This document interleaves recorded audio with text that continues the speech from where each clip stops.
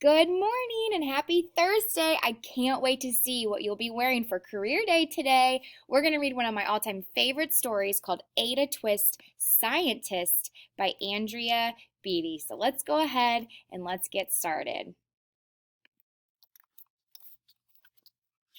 Ada Marie! Ada Marie!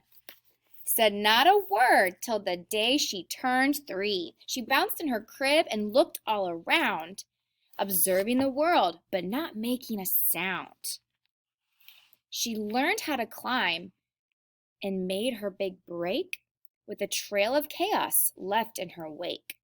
She ran through the day, chasing each sound and sight, and didn't slow down till she conked out at night. Her parents were frazzled, but tried not to freak, as Ada grew bigger and still did not speak. Clearly young Ada, with lots in her head, would have something to say when it ought to be said. That's just what happened when Ada turned 3. She tore through the house on a fact-finding spree. She climbed up the clock just as high as she could. Her parents yelled, "Stop!" as all parents would. Ada's chin quivered, but she did not cry. She took a deep breath and simply asked, "Why? Why does it tick and why does it talk? Why don't we call it a granddaughter clock? Why are there pointy things stuck to her rose? Why are these hairs up inside your nose?"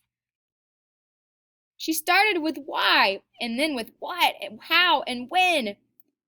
By bedtime, she came back to why once again. She drifted to sleep as her dazed parents smiled at the curious thoughts of their curious child, who wanted to know what the world was about. They kissed her and whispered, "You'll figure it out." Her parents kept up with their high-flying kid, whose questions and chaos both grew as she did. Even Miss Greer found her hands were quite full when young Ada's chaos wreaked havoc at school.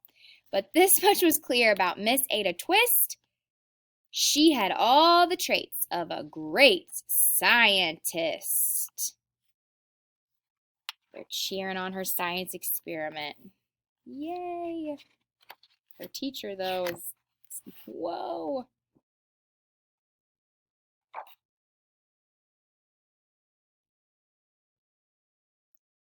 Ada was busy that first day of spring, testing the sounds that make mockingbirds sing, when a horrible stench whacked her right in the nose. A pungent aroma that curled up her toes. Ooh, zowie, said Ada, which got her to thinking.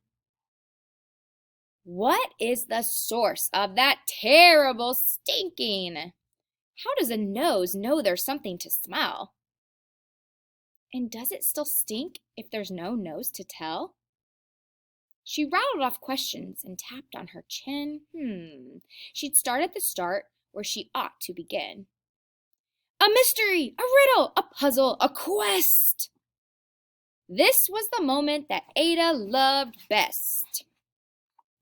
Ada did research to learn all she could of smelling and smells, both the stinky and the good. One hypothesis Ada thought could be true: that the terrible stink came from Dad's cabbage stew. She tested and tested, but soon Ada knew it was time to come up with hypothesis 2. Then, zowie! The stink struck again, just like that. Hypothesis 2, it's caused by the cat. The cat couldn't make a stink on its own. It needed perfume and some fancy cologne. So young Ada tested. The test was a flop. She started again, but her parents yelled, "Stop!" Oh no. Ada Marie, Ada Marie! Uh-oh. To the thinking chair now. by the time we count 3. Enough, said her mother. That's it, said her dad. Her parents were frustrated, frazzled, and mad. Why? Ada questioned. Her mother said, no. What? Ada queried. Her father said, go. You've ruined our supper. You've made the cats stink. Enough with your questions. Now sit there and think. She looked at her parents. Her heart turned to goo. Poor Ada Twist didn't know what to do.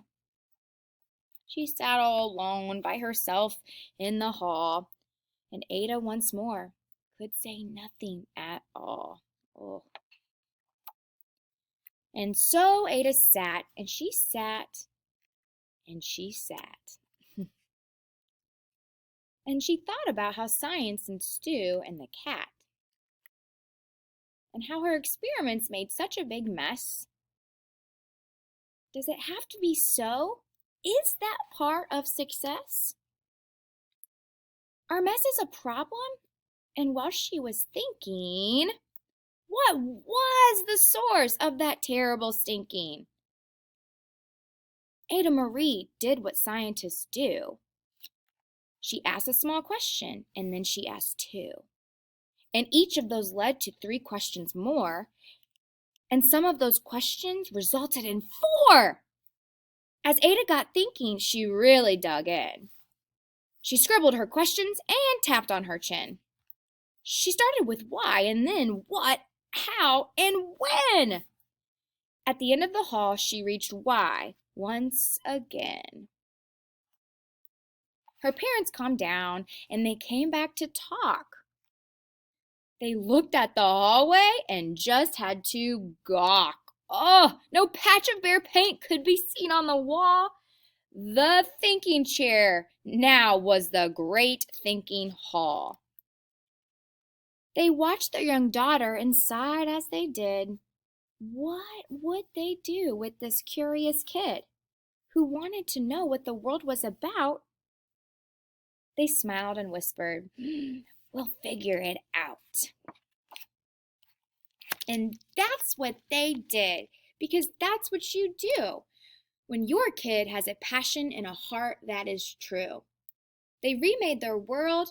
Now they're all in the act of helping young Ada sort fiction from fact. She asks lots of questions. How could she resist? It's all in the heart of a young scientist.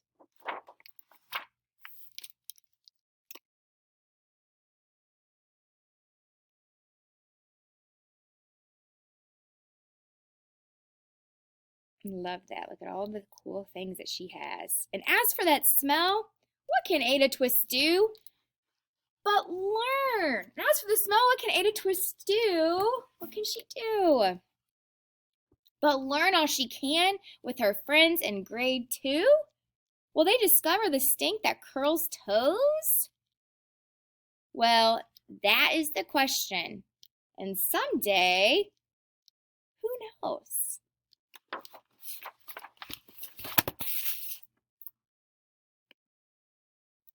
My friends, I hope you enjoyed this book. I love this story. I love getting to think about all the questions we can ask to figure out all the wonders of the world. I hope you have a great day today. See everyone later. Bye.